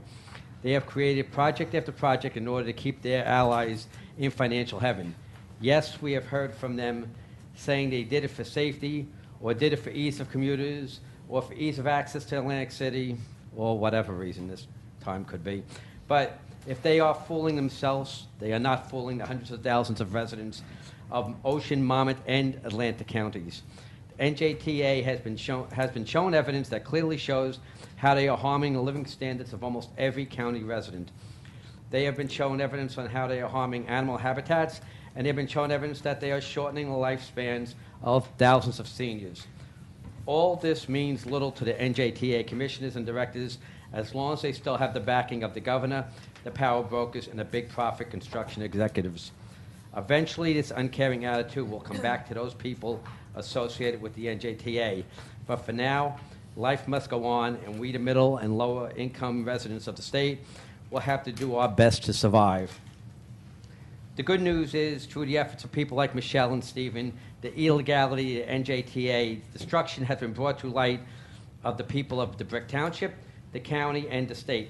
Because of this citizen involvement, newspapers, TV stations, and radio stations have been brought the attention to the environmental catastrophe caused by the NJTA's decision-making. Because of their involvement, the mayor, the council, and others are now aware of the health risk and the life-threatening toxins that are being dropped onto their citizens. Once again, the good news is that the mayor, along with his administration and council, have pushed the NJTA into attending meetings and committing to at least doing something to correct the damage they caused. The NJTA has committed to placing trees and brush in some of the areas where they have caused damage. Of course, this isn't good enough because a line of trees cannot correct the hundreds of thousands of trees that they destroyed. But at least to start, and in fact, an acknowledgement by them that they are the proximate cause of the environmental destruction in this area. We must fight on for the pollution and noise wall and for additional trees in areas destroyed by the NJTA. But for now, it's time to at least thank Michelle, Stephen, Mayor Ducey, Joanne, and the entire council for your help and unending support. And my thank you is I'm yielding back 2 minutes. Thank you. Next, sir.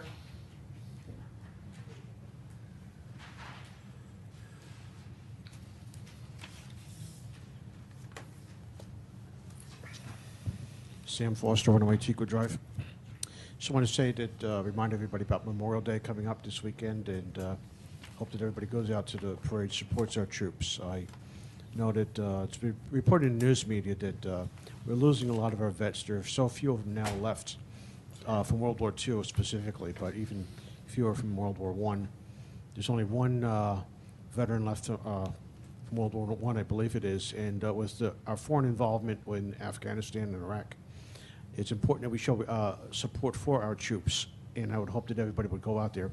I know I've lived in Brick since 1970, so I've been going to Memorial Day parades for a long time, and I especially wanted to show support for our Vietnam vets because I saw what they went through because I used to live in Farmingdale, and we had train tracks that used to go through there, which would transport military equipment and troops. And the treatment they received as the war dragged on was terrible. People would throw things at them and protesters. It was terrible because no matter what you think about the war or what, you should always support the troops because it's not their fault that they're involved in the war. If the war is unpopular, for whatever political beliefs that you have, it's important to realize that they're there because of the politicians that got us involved in that war. I'm not going to name any names because, let's face it, I've been around since 1961, and I remember Vietnam, and that was my whole childhood practically was Vietnam. That's how long it dragged on.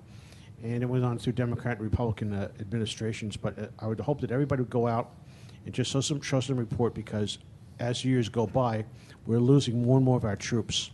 And it's very important that I would hope that everybody go out there, support our troops, and be respectful to them, all of them, no matter what war they served in. Thank you. Thank you. Ma'am?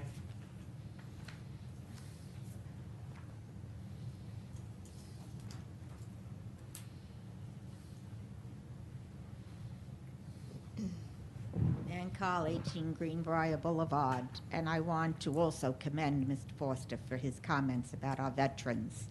See, I'm old enough to know it was originally Decoration Day, and I have a piece of 8mm where my dad, who had a limousine at the time, drove some people out to the Veteran Cemetery on Long Island, and there's a clip of a little boy somewhat close to my age at the time, decorating his dad's grave out there and his mother and several of the people. So I commend Mr. Foster for that. But the reason I came up to speak is at the last meeting you mentioned the Shade Tree Commission, and it piqued my curiosity.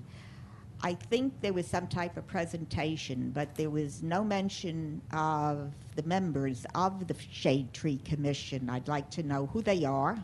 They're listed on our website. Are they paid employees? No. No. How are they appointed? What are the requirements to be appointed to the Shade Tree Commission?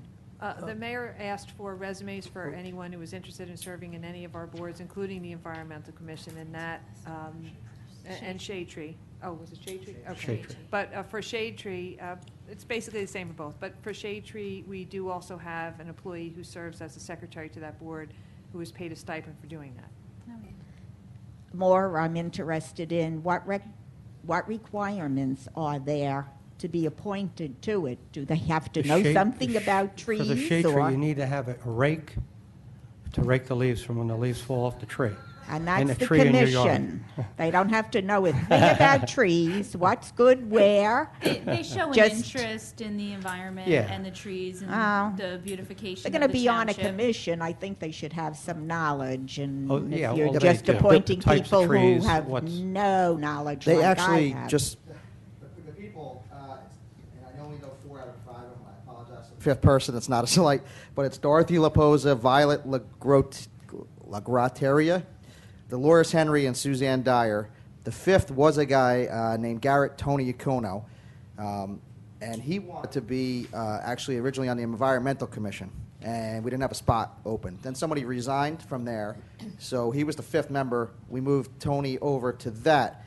But what he did say, which I didn't know, and that's why informing you and probably most council people, is that, I just took all the classes for the Shade Tree Commission, but I'd rather be on environmental. I'm happy to switch. So there's definitely classes they have to take. They do have to take certain classes. And the only reason why I know that is because Tony had actually resigned to be on the Environmental Commission, and because that's what his interest was in, and he just said, I just finished all the classes. Now I know, now he knows what he's talking about. So you can be appointed without the classes, but you have to take them within a certain time period to stay on. They are required to be taken. They're required 'cause classes. There are things that I volunteered for, and they didn't require it, but I took classes in the particular subject matter so that I knew what I was doing. Thank you very much. Okay. And don't forget, honor the veterans, not only on Decoration/Memorial Day, but every day. Thank you. Anyone else from public? Ma'am?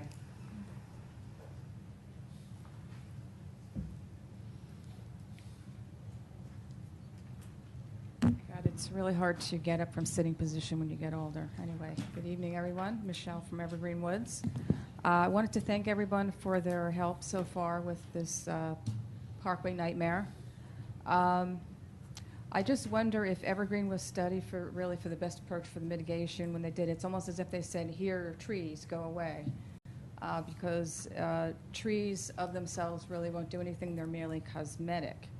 I stress that we can't accept, we're going to talk to them again, but we're not going to accept trees in lieu of wall. They actually broke the law along with DEP, so they have to do a lot more with all the damage that they've caused. The very least that we will accept, if we can't get a wall on their side, is we want a 12-foot wall, and we're going to stand in front of them and tell them this. We want a 12-foot wall on our side, and trees in the median, and around the basin. We're going to talk to them about that when we see them. And low canopy trees at the roadside and bushes. And that's the very least of what they can do because of all the damage that they have done. We're not going to accept anything less. And also, I want to ask the mayor if he could talk to Wisniewski to not raise the speed limit because it's a curve in the road and it's an exit lane and it's dangerous. And there's nothing protecting any of the communities along the side, and it's a danger to the drivers. They're already a bunch of maniacs out there. He wants to raise the speed limit. What's that? He wanted to raise the speed limit? They were going to, well, the Turnpike Authority wants to raise the speed limit, but since Wisniewski is the transportation secretary, well, maybe you could tell him not to have them not do that. Does he have any? No, don't raise it over what it is now.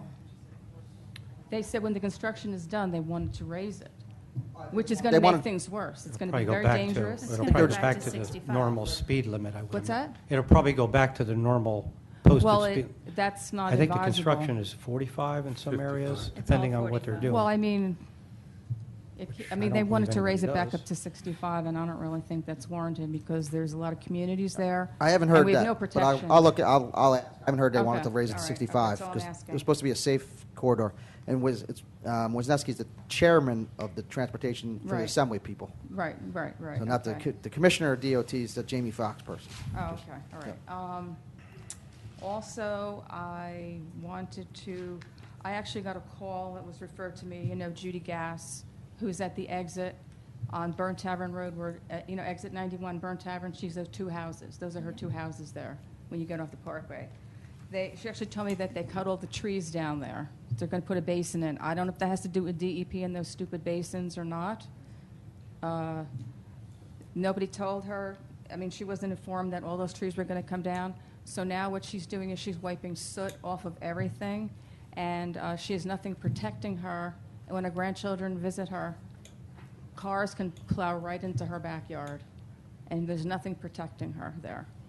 Is that So the she just county said 'cause- portion? You're talking the exit, right where it meets? Yes, right where it meets Burn Tavern Road. I'm trying to Her think when the house is county right was there. in here. We used to own a piece of land there, the town, and the county took it away from us. They condemned it on us and eminent domained us and took it away. I would Okay, so imagine. who's in I don't charge know, of that they put a strip? guardrail up. The county took it away from us, so I guess the county owns it now. Can we find out who wants to put the basin in there? Because if this has to do with NGT and all the It's the county. illegalities, then maybe they can stop that and That's gonna just be put county. something there. And are you sure she doesn't know? She's been in contact with them. They tried to negotiate with her for years to buy that property, so. I don't know anything about She probably that. knows more than any of us because she's been in direct contact with them. She said that they never said anything about cutting those trees down, something about a basin or something. Putting a basin there. Well, I don't, like I said, she called me and I'm just, whatever. What else? Yeah, so that's pretty much it. So we Thank you. can't just accept the trees, so we're going to keep on fighting. And if ever it comes up again about a wall again, the DEP broke the law. That's leverage because the NGT signed off on everything. So that puts them on the hook, too. We can get more from them as a result. Thank you. Thank you. Sir?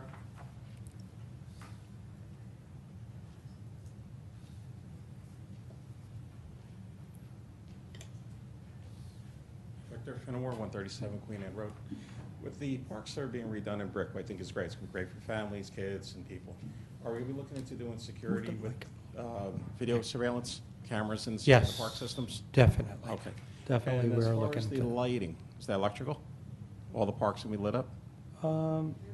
There's lighting at all the yeah. parks. Since we're putting a lot of money into technology and There's safety bringing them up to lights date and so on and so security forth, cameras have we're we thought looking about into that. looking into doing solar and LED to cut costs, save Oh, funding sure. in the future? I'm sure Because now that'll- there's wind, you can work with wind, there's bladed and there's unbladed type of fans you can use to generate energy. Since you're doing, technology and something for the future ahead. Self-sufficient, low cost, low maintenance, possibly something to look into overall in the years to come. How many parks are slated altogether? 3 this Three year? this year. 3 this year, and then going forward, how many more? How many are we Three. looking at in 16? 2 more? 2016, there's, in our 2015 all right, there's Colorado, there's Angela Hibbard, and there is Lake Riv. Lake Riv. Riviera. Those are the ones being done this year. Then in this year's money, there's money going to the design and construction of Hank Waltonowski Park, which is Birchwood Park. And then the design of Bernie Cook, which is up by the Wawa and that house that we were just talking about. And design of Bayside. So those two have to be constructed That's in 5. 2017, which would then leave. Do you know it off the top of your head? Actually, yes, the would be probably Bay Harbor, Cedar Bridge Manor, and Mallard Point. Those are the 3 parks where we have erosion issues. The work that's being done, the pre-construction work that's being done at Bayside and at Bay Harbor Beach is a new technology using stone breakwater rather than bulkheads. Right. And once that, we see how that goes there and it's That should work evaluated. really well in that then we area, would 'cause probably move, if it works well, we would move forward with those other, as I said, Mallard Point, Cedar Bridge Manor. Right now, there's just so many erosion problems in those sites. It doesn't make any sense to put equipment there because it's just going to go right into the water. I mean, overall, when the whole project's said and done, the town's going to benefit, the people are going to benefit. It's just the big picture, 5 to 10 years out. And then even looking at how some of the electrical systems are set up with lighting difficulties from time to time, and you have to have service and going back and forth. And if equipment goes down, if you switch over to LED, your longevity is going to triple, if not quadruple. And since a lot of areas are changing over, so that's your cost effective right there. If you can go with solar and wind, that's almost a zero cost to the taxpayer. Yep. But just an area to look at overall. Great, thank you. You're welcome. Anyone else from public? Sir?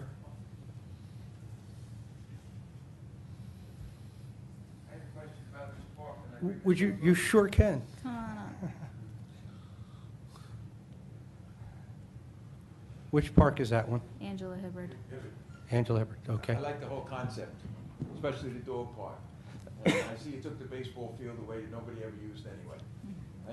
This section right here, does the township presently own that? You know, you got the park, then you got the municipal pump station, then there's this empty lot type of thing here. Yes. Does the township own that? Yes. There's been an empty 40-foot flatbed trailer sitting there for weeks.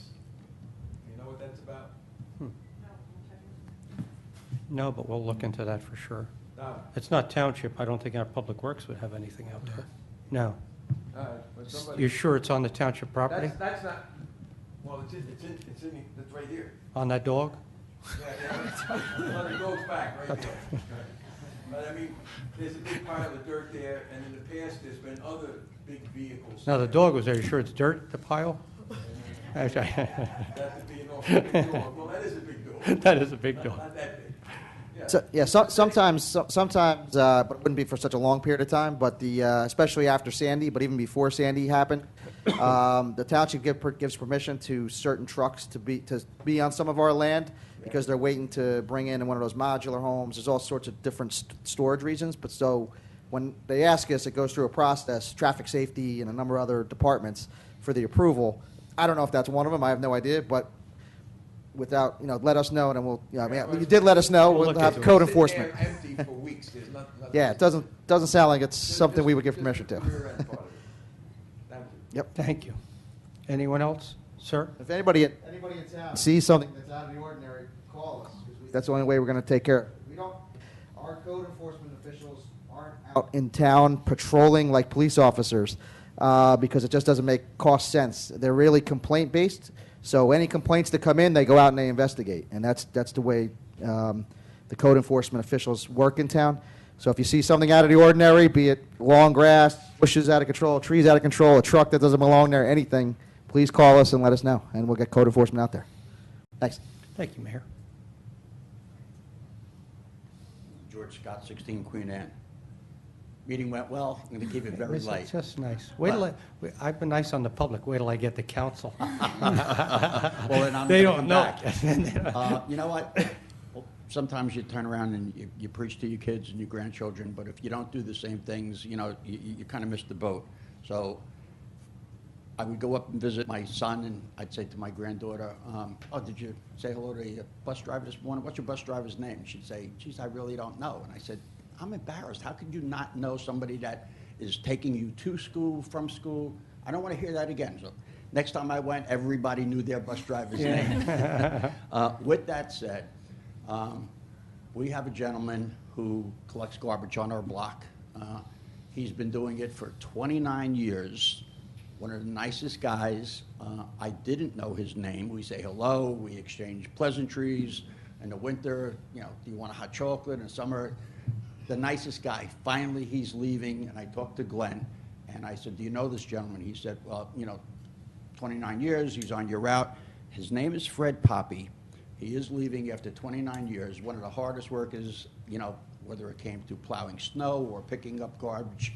So, you know, you come up here and you'll ask a lot of things, but somebody like this who does a Compliments great are nice. job, Good. you know, I want him to go out knowing that he was appreciated by the people in the neighborhood. Very nice. And with that, have a nice night. Thank you. Thank you. Anyone else? I'll close public, and I'm going to look at our administration. Is anyone, any comments? I have nothing to add, but thank you. Mayor? Start the 5 Thank you. minutes. All right, we have something, you know, as everybody knows, we started the farmer's market. I'm not going to talk about that today. I know some people probably are up in the council, but another awesome thing, we're just starting first year. It's a community garden. We've never done one before. It's a pilot program. It's just starting. There's going to be 10 raised garden beds. They're going to be located up at the Havens Homestead, which is on Herbertsville Road, Havens Farm property. It's an area that's available for residents who don't have an opportunity to grow their own garden for whatever reason on their own property. And they can grow flowers, fruits, vegetables, you know, whatever it is you want to grow, community garden.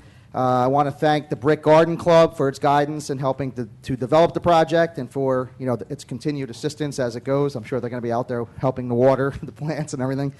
And also Brick Township Home Depot on 70 and 88. And I can't think of that road that's in between them, but anyway, for them as well, they donated all the lumber to build the beds. So it's going to be an awesome project. The beds are going to be available from June 1st, 2015 until October 31st, 2015. It's $20 for the season. And we're looking for people to apply. And you have until May 26th. We're going to try to cut it off at that date, even though it's only, you know, it's a week from today. And the applications are available on the Township website, and they must be completed and delivered to the Township by May 26th, next Tuesday. And we're also looking for volunteers to help establish and maintain the garden area. And this is in conjunction with our Environmental Commission and our Sustainable Brick Committee and our Shade Tree Commission. So all the environmental type groups in town all want this. I mean, a lot of residents have been asking for it. So it's something new we're going to try, and I'm sure it's going to be just as successful as the farmer's market. A couple other things that I've gone to, and I know council members are going to speak about it, but I'll quickly mention the senior citizens prom, the special needs prom, the senior volunteer lunch, and of course the farmer's market. I know you're going to fill in more of the blanks. Some things that I went to by myself, so I'll speak a little bit more about it. Our township resident Ed McBride was honored for being the commander of the Ocean County American Legion. That happened on Sunday, and he was honored by all the American Legions of Ocean County for serving in that role. And it was a great event. Congratulations to Ed. He's been all involved in a lot of community organizations, commissioner of the MUA, down to a lot of the service organizations, of course, the American Legion. Also, the Memorial Day Parade is Monday. I know a couple residents already spoke about it. 10 a.m. It goes from the Food Town parking lot down Route 70, down Chambers Bridge, and then right here at Town Hall, we have this great ceremony where you get to hear from members of the VFW, from the American Legion. You get to hear some of the mothers of some of their sons that were killed in war. It's a really great ceremony. They raise the flags of each of the branches of the military, and they play their, and I want to say anthem, and I know it's not anthem.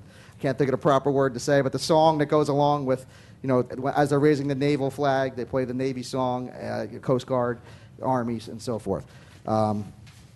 Monday, 10 a.m. it starts, and the ceremony's right here at Town Hall. There's going to be bleachers that you can sit on, so get here early to get into bleachers. Otherwise, you are stuck standing for the ceremony. A couple things that are coming up. May 27th, 2015, 7 o'clock over at Civic Plaza. The Township, together with Stop FEMA Now. Hopefully everybody out there knows that FEMA is going to be opening up about 150,000 insurance claims. And this is going to be an information session about what's going to happen with that appeals process or review process. So it's going to be a lot of great information, a lot of great speakers. George Casimos, who's one of the leaders of Stop FEMA Now. Ron Jampel is a Brick resident, another Save Our Communities / Stop FEMA Now leader, and a number of municipal officials as well, speaking about that whole process. May 31st, 2015, from 9 to 2. It's a blitz on the bay. It's taking place at Traders Cove, and resident John Zingas helped to arrange that. And U.S. Divers, which is a great group, they're supplying the divers. What it is, at Traders Cove, a group of divers are going out into the water to clean the bottom of the bay. So it's the first time I know of it happening. It's called Blitz the Bay. It's May 31st from 9 o'clock to 2 o'clock. If you're a diver, you can sign up to volunteer. If you're not a diver, you can be out there to support and show your support. There's T-shirts you can buy, Blitz the Bay, and it all goes to the this effort as well as future efforts of cleaning the bay bottom by way of having the divers go in there. And then June 5th, 2015, from 6 to 8 is the Jump Start Prom. And the Jump Start program is for our little boys and girls out there who are part of the Jump Start program. And it should be a fun night. And June 6th, over at Brick Township High School, it's the Brick Rotary Walk for Humanity. So those are just some of the great events that are happening here in Brick Township until the next council meeting. So there's a lot going on, and hopefully you'll be able to join us. Everybody have a safe, healthy, happy Memorial Day weekend, and please enjoy our beaches. The beaches are open. Public beaches are open, and hopefully there won't be too much traffic. Thank you very much. Thank you, Mayor. Counselor? Nothing for me, thank you. Thank you. Assistant Clerk? No, thank you. Great job tonight. Thank you for helping out. Thank you. Madam Secretary? Thank you. Councilwoman? Thank you. On Wednesday, May 20th, that's a week from tomorrow, from 10 to 1 at the Senior Center on Adamson Road. It's tomorrow. Sorry, I'm all. Okay, tomorrow, from 10 to 1 at the Senior Center is a health fair with the Senior Center and Meridian Health. This one really is next week. You've heard me speak about this organization before, Rebecca's Rescues. They're a kitten and cat rescue based here in Brick. They will be doing a fundraiser at Ruby Tuesdays on Thursday, May 28th, which really is next week, and Friday, May 29th. There's a lot of places around town have these flyers. You pick one up and 20% of your meal goes to benefit the rescue. They recently had 9 adult cats crammed into 2 carriers and dropped on their doorstep. This lady just runs this out of her house with the help of some foster homes throughout the area. 4 of those cats were pregnant. So in addition to it being kitten season, she had 9 sick adult cats, 4 of whom were pregnant, dropped on her doorstep. 2 of them have already given birth. So they really need your support. You can find them on Facebook. It's just search for Rebecca's Rescues. They're a great organization. I've adopted from them. My daughter is adopted from them. I have a friend who's now on her second cat with them because you can never have just one. So I urge you to support, because this helps control the feral population here in Brick, and it helps reduce our obligation for animal shelter services with organizations like this. I'd like to, I have an announcement from the Garden Club. They are asking everyone to save the date. Their annual Secret Gardens Brick Tour and Tea will be on Tuesday, July 14th from 10 a.m. to 3 p.m. You'll be able to tour 7 gardens in Brick Township and return to the Bob Anstett Cultural Arts Center for free refreshments, music, vendors, gift auction, and plant sale. Tickets are $15 and go on sale June 1st. They'll be available at Jersey Paddler, Added Touch Florist, Allen and Minnesones, and again, it's $15. It's a very, very nice day. I'm looking forward to taking the day off from work to be able to go this year. Our recreation department has a new program, Adult Beach Volleyball. They're taking registrations now. It's $80 for a team of 4. It must be a co-ed team, and they play on Wednesday evenings at Windward Beach from June 10th to August 26th, 5:30 to 7:30. And then finally, I'd like to thank Vienna for coming out and talking about Relay for Life tonight. I was a part of the first Relay for Life 10 years ago, and I'm glad she did the math, because I was trying to think back how long it had been. But I remember the kickoff was held, and the only thing even remotely negative that I could say about it is that they vastly underestimated this support and turnout that they were going to get. It was standing room only. We were packed shoulder to shoulder into this banquet room, and at one point, there were some people who got in there early and were seated at tables, and at one point, they asked if there were any cancer survivors in the room, would they please stand up, and a few people stood up, and then they said, anyone who has a spouse or a child, please stand up. Anyone who has a parent or a grandparent, please stand up. Anyone who has a friend or a neighbor, and by the time they were done, everyone in the room was standing. So it's truly a disease that has touched everyone. My husband's the oldest of 6 boys. Number 5, as we refer to him, is he and his wife they're both in their early 50s, both stricken with very rare, different but very equally as rare forms of cancer. And we lost my father-in-law this year. So if you have the time to go over and support in any way, that's next weekend. 29th. The 29th. At Brick Township High School. And that's all I have this evening. Thank you. Thank you, Councilwoman. Councilwoman? Thank you. I was going to speak about Relay for Life, too. Sorry. But that's okay, because you gave a lot of great information. I want to talk about Vienna personally. I've been involved in the Brick team for a few years now, and she's always been the head of it since I've been involved.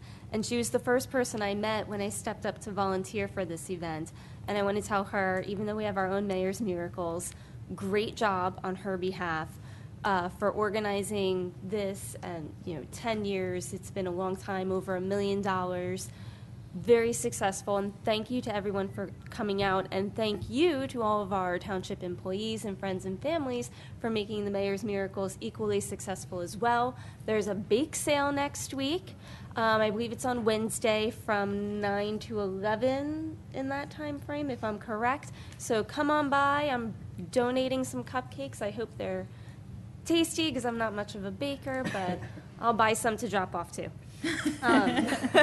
Congratulations to our Student of the Month, and I do want to say great job, Recreation Committee, on getting these parks together and getting our park plan in place and just making our community even better than it already is for a great place to live. And come out to the parade, please. I know it's all for the veterans, but it's a lot of fun, too, for all the children that come out to enjoy the parade, too. Thank you. Thank you, Councilman. Thank you, Council President.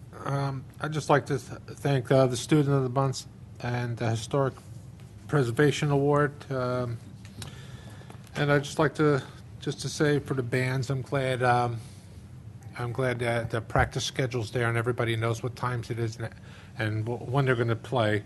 And I was a member of the band myself, in marching band, Franklin High School.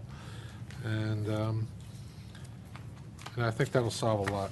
That's all I have. Thank you, Council President. Are you sure? Yes. All right. Vice President. Yes. Wait, Thank wait. you.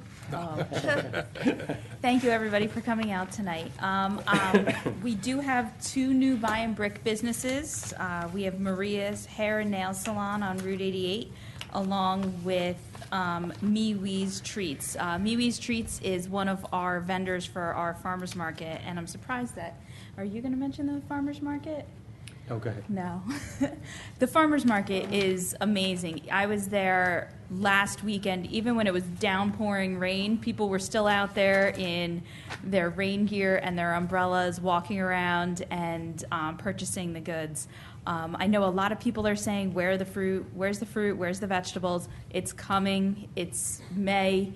June is when everything comes in for all our Jersey fruits and vegetables. They do have the flowers, they have the herbs. I know I've been going there, and every week one of the vendors has a new herb that I can take home and plant in my garden. So it's such a great atmosphere to be around, because everybody's talking about how they grow in their gardens and what works in this area and what works on that, and it's just a really, really good community feeling. Also, Memorial Day. I know everybody says it's the kickoff to summer. Everybody looks forward to this weekend, but it is a weekend to honor our veterans and honor our nation's heroes. So I would just like to thank all of the men and women in the armed forces in Bricktown and all over this country for what you do to protect our country and to protect our rights. So thank you so much. Thank you, Vice President. First off, I'd like to thank and congratulate again all the students of the month.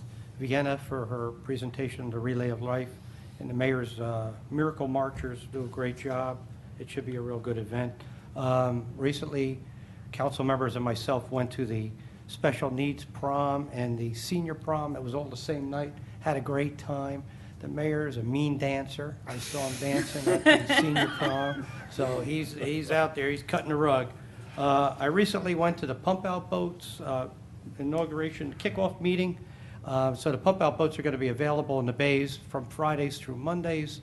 And to date, they've pumped out over 1.1 million gallons from boats that are out there. So they're doing a great job. The registration of boats is down considerably since the storm and economic times, but the amount of pumping is increased quite a bit. Memorial Day is coming. Happy Memorial Day, everybody. Hopefully you'll come out to the parade. Thank everyone for coming out. The next meeting is June 9th at 7 p.m. Call for a motion to end the meeting. Motion. Second. All in favor? Aye. Aye.